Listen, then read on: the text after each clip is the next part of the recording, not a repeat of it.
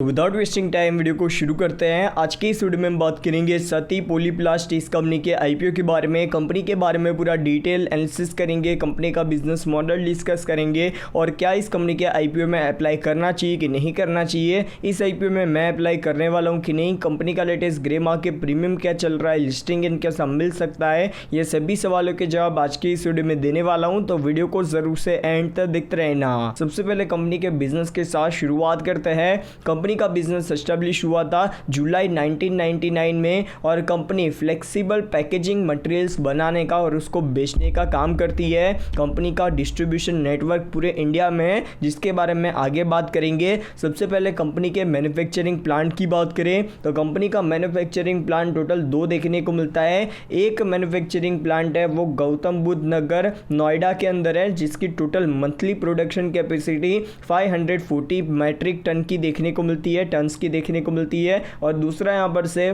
Plant इस company का है उद्योग केंद्र नोएडा करके जगह है, वहाँ पर जिसकी भी प्रोडक्शन कैपेसिटी मंथली देखने को मिलती है 40 टन्स की। ठीक है, तो ये चीज़ आपको क्लियर हो गई कि कंपनी के टोटल 2 मैन्युफैक्चरिंग प्लांट है। बाकी इस कंपनी ने 2018-19 के अंदर अपने बिजनेस को, अपनी मैन्युफैक्चरिंग फैसिलिटी को और ज़्यादा बढ़ाया। पहले मैन्युफैक्चरिंग कैपेसिटी थी 250 मैट्रिक टन 250 टन की, उसके बाद 500 टन की अभी कर दी है। तो ये इस कंपनी को लेकर पॉजिटिव चीज़ नज़र आ रही है कि कंपनी अपने बिजनेस को तेज़ी से ग्रो करने के लिए प्रोडक्शन कैपेसिटी को बढ़ा रही है। और इसका मतलब ये भी है कि कंपनी को और ज़्यादा धंधा मिल रहा है, बिजनेस मिल रहा है, इसकी वजह से कंपनी प्रोडक्शन कैपेसिटी बढ़ा पा रही है। तो ये चीज़ इस कंपनी को लेकर पॉजिटिव नज़र आ रही है। अपनी प्रोडक्ट्स है वो बेचती हुई नज़र आ जाती है। मतलब ये कंपनी इंडिया के अंदर कुछ बड़ी ब्रांड्स जैसे कि Pidilite, Adani Wilmer and JVL जैसी कंपनियों को भी ये कंपनी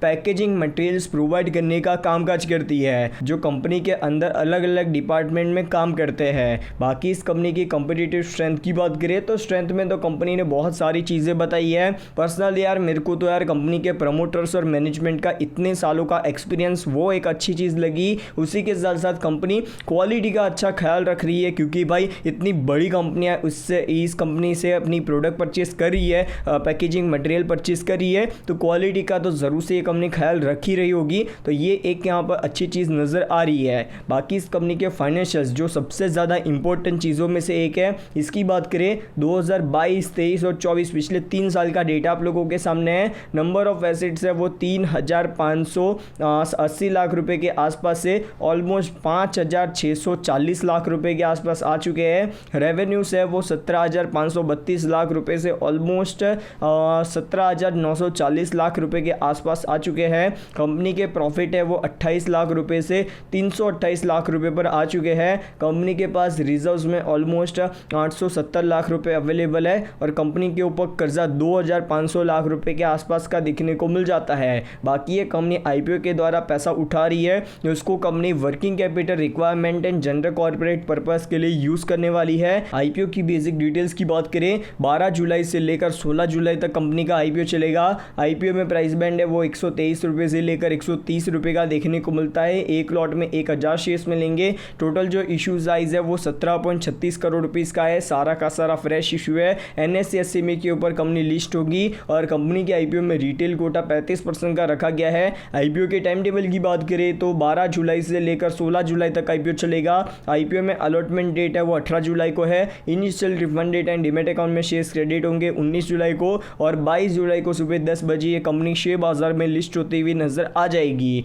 बाकी इस कंपनी के आईपीओ में मिनिमम इन्वेस्टमेंट एक लॉट अप्लाई करने के लिए 1,30,000 रुपये का देखने को मिल जाता है और कंपनी के प्रमोटर्स के पास आईपीओ आने के पहले से 86.3% की हिस्सेदारी थी। आईपीओ आने के बाद 63.0% की हिस्सेदारी रहने वाली है। बाकी इस कंपनी के आईपीओ में की परफॉर्मेंस इंडिकेटर के हिसाब से मार्केट कैप है वो ऑलमोस्ट 64 करोड़ रुपीज़ के आसपास का रखा गया है। प्राइस टू अर्निंग रेशियो है वो 19-20 के आसपास रखा गया है। ओवरऑल कंपनी का ग्रोथ रेट अच्छा है। Debt to equity ratio manageable level के बाहर है। प्राइस टू बुक वैल्यू ठीक रखा गया है। तो वैल्यूएशन वाइज कंपनी का आईपीओ फेयरली वैल्यूड नजर आ रहा है। बाकी इस आईपीओ के ग्रेमा के प्रीमियम की बात करें तो 70 रुपये पर ग्रेमा के प्रीमियम शो कर रहे हैं और 50% के आसपास लिस्टिंग मिलने की उम्मीद है। मतलब इस कंपनी के आईपीओ में आपको अलॉट में मिला तो ऑलमोस्ट 65,000 70,000 रुपये के आसपास प्रॉफिट मिलने की पॉसिबिलिटीज़ नज़र आ रही है। तो अभी करना क्या चाहिए? तो देखो, इस कंपनी की आईपीओ में